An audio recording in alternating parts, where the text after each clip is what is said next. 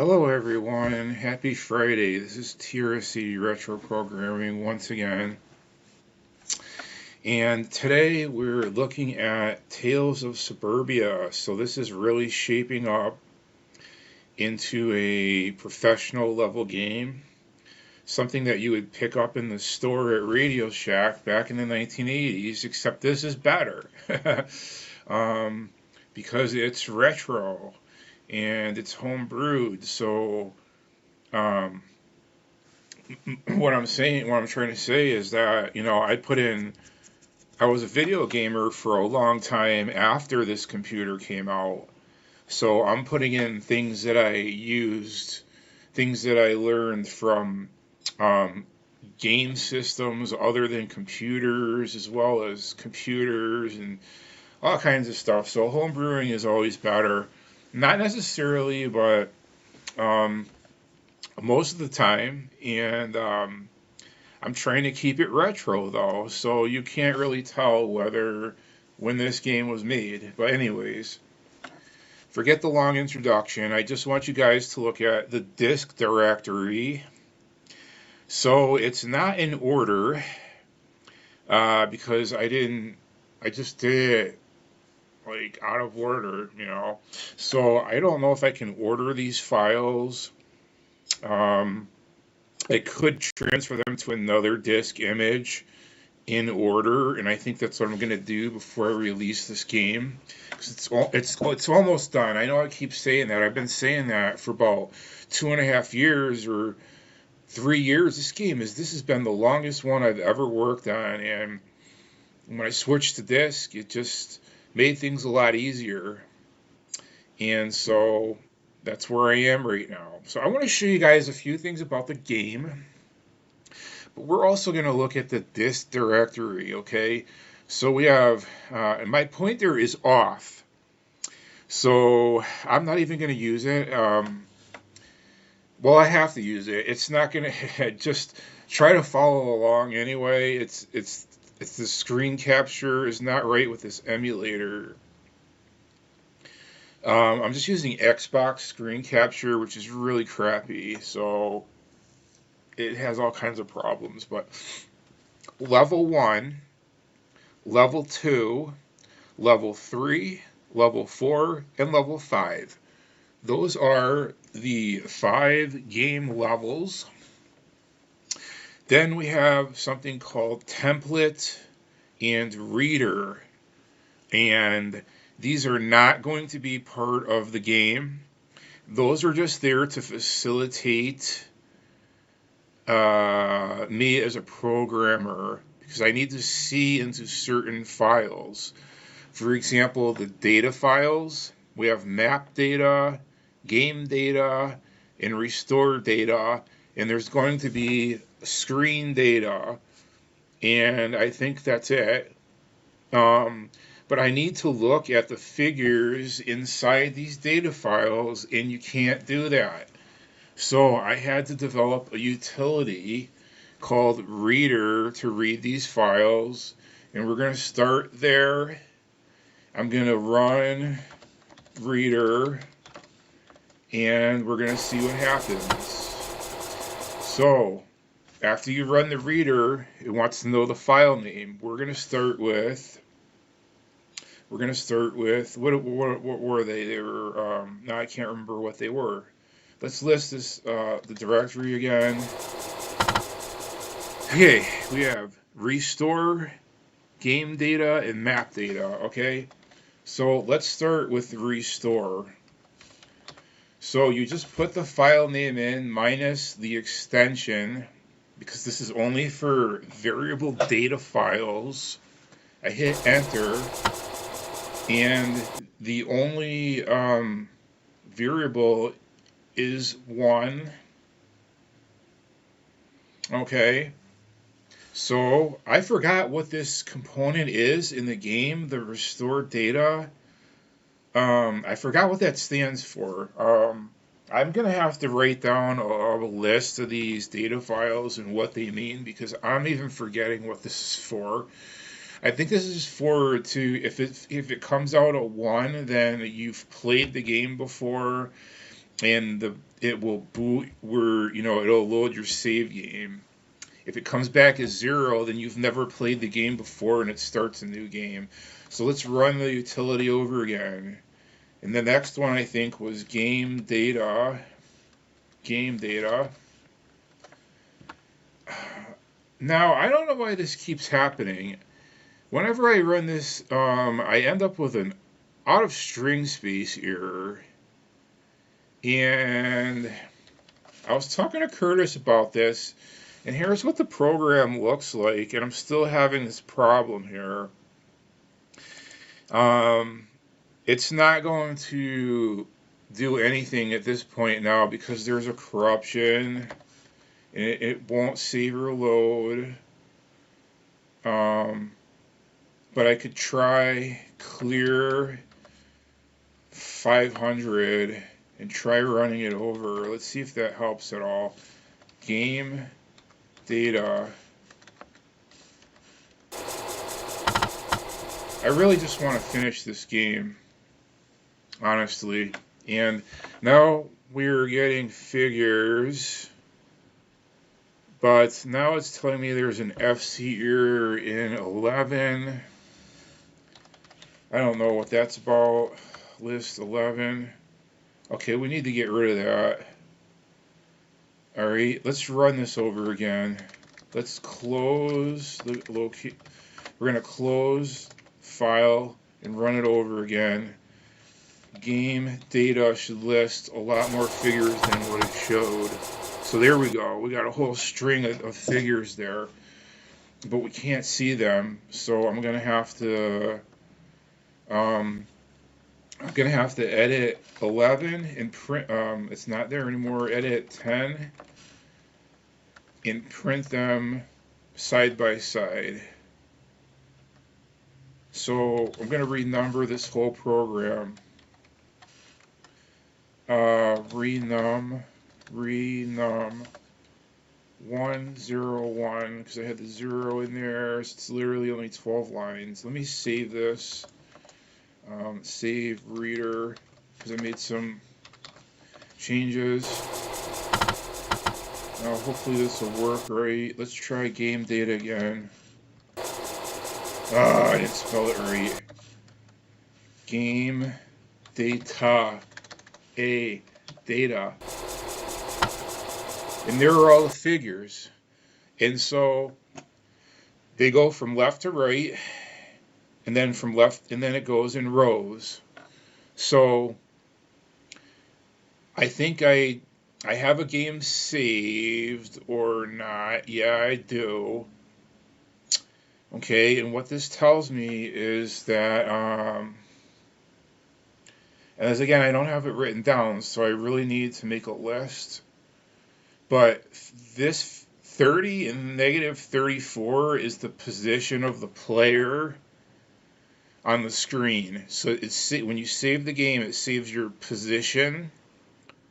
It saves the items that you have. In this case, we don't have any items because they're all zeros.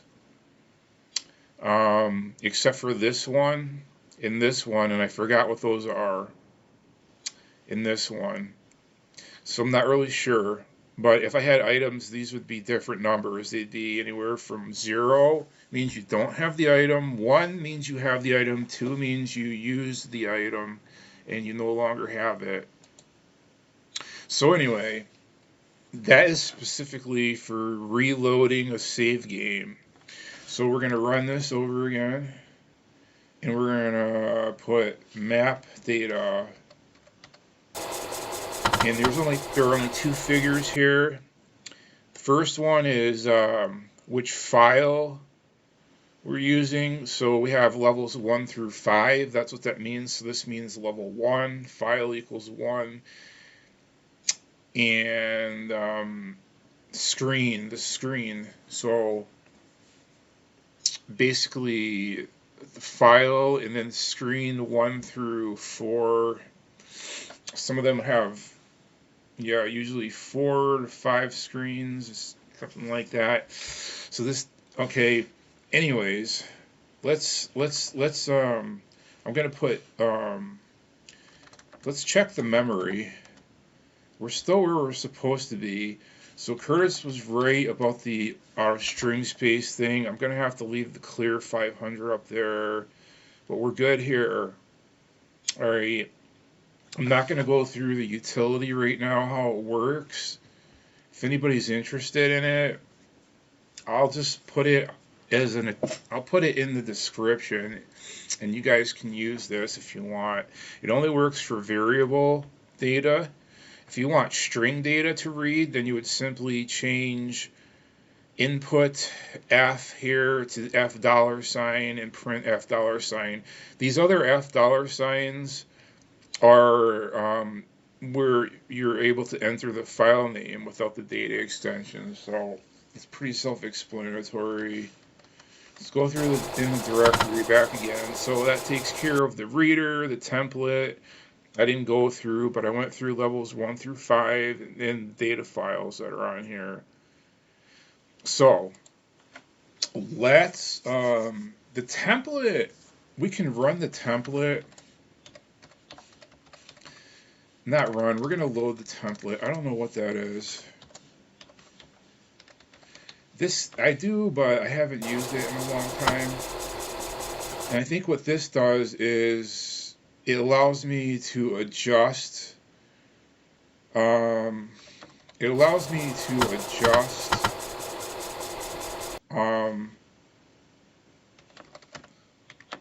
It allows me to adjust the game data and manipulate. It's like a backdoor, so I can get this game done. It's just a programmer utility. You guys don't need to know about that. We're going to check our memory. Alright. Memory's been a big pain in the neck lately. Since yesterday, anyways. So, we're not getting the full memory back. Let's P clear 4. That should bring us, no, clear. No, we're still losing a little bit. I don't know why. There's no list or anything. Something's remnant in there. I don't know what it is. Something small is in there. I don't know exactly what it is, but we're losing a little bit here. So like I said, memory's been a problem lately because this game is so extensive, and when I load different files in the game, like pclear 8 stays remnant, and you have to put it back to pclear 4. And see, now I'm having clear 200 is, Curtis said it's factory. So there we go. We're back. We're restored. So clear 200 is factory. The way you turn the computer on, and P clear 4 is also factory. When you turn the computer on, that's what it's set at. Clear 200 and P clear 4 and type new, and you'll be back to where you started. There's nothing in RAM at all. There's a poke statement that Curtis gave me, but I haven't tried it, which cold starts it, because you don't want to turn the machine. You can't turn the machine off and on between loading files. That you can't play a game like that, and it doesn't. Things stay remnant in memory when you cross-load files. It's just the way the computer was designed, and I never noticed that before, and I ran into a huge problem yesterday. Anyway, I'm going to change the artifacting to off, and I'm going to run map. This just, I had to, level 1 got too big, and I ran out of K, so I had to extract the map feature and make it its own file. So we're going to look at that next. So we can see that this is the complete map of the game, and Suburbia Center is on top, and Billy's house is on the bottom. So Billy's house is a lot bigger. It's like three or four times. I don't know. There are four screens here. Here, there are 1, 2, 3, 4, 5, 6, 7, 8, 9, 10. So that's three times as many screens. More than three times as many. No, 8, 9, 10. About little more than twice as much. Okay. Uh, 2 to 3 times as many screens. And I worked on this, and as I was working on this, putting you can read Suburbia Center in Billy's house. I have a font that I use that's very easy to use on the graphic screen, and it works in low and high res. The only thing left to do here is this is a little bit off center, Suburbia Center. If you see the box, it's not centered. So all I have to do is center that, just move it to the left a little, and the icon is not where it's supposed to be. It's supposed to be, you start the game here in the first box up here. And then as you progress through the game, when you go to another room, before you enter that room, you're going to be prompted with the map screen, so you know where you are. And then you hit the space bar, and it'll load the level. And anytime in the game, we're going to run level 1, and we're going to start a new game.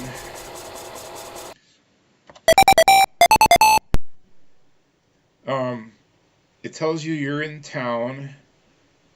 Basically, it didn't go to the map, though. It's supposed to go to the map, but it didn't because I've been working on this. But it tells you where in the game you are. I'm going to have to change that to Suburbia Center.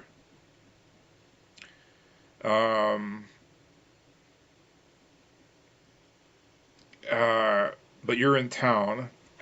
And then it tells you where you are in town was Cherry Tree Lane. It goes by pretty quick. And then your character starts here on the other side of the road here. But I was working on it, so when I extracted the map out of it, it changed a lot of things. And I haven't fixed that stuff yet. Okay, but I added directions. So if I hit D on the keyboard for directions, it tells you how to play the game. It says joystick, keyboard, directions. Joystick. Joypad moves Billy up, down, left, right. This way I have onboard instructions, and you don't have to read a text file, because I hate that. I always hated that. Instructions are built in now. All you have to do is press D for directions. Joypad says what that does. We already said that. Button. Search. Perform action. Use item. Talk. Then keyboard. We have a whole bunch of things we can do. Hit M for the map to see where you are in the game at any time. B is Billy's backpack. See which items you have. S is score. Q is quit and save. And D is directions. And you just hit the space bar to get out of it. We don't want to look at the map right now. We want to look at score. 0 of 100. And I even forgot what else is in here. We don't want to hit map. We already hit directions. Backpack. B. Billy's backpack. There's nothing in there. The items appear in the middle here, and as you gain them or use them, they'll appear, disappear. Hit the space bar to get out of that. M for the map, and it'll go to the map screen. And then you hit the space bar to get out of it, and you go back to the game, and that's it. That is all that is going on right now. So that is my Tales of Suburbia update and my reader utility demonstration. I hope you enjoyed this video. Take care, and I'll see you later. Thank you.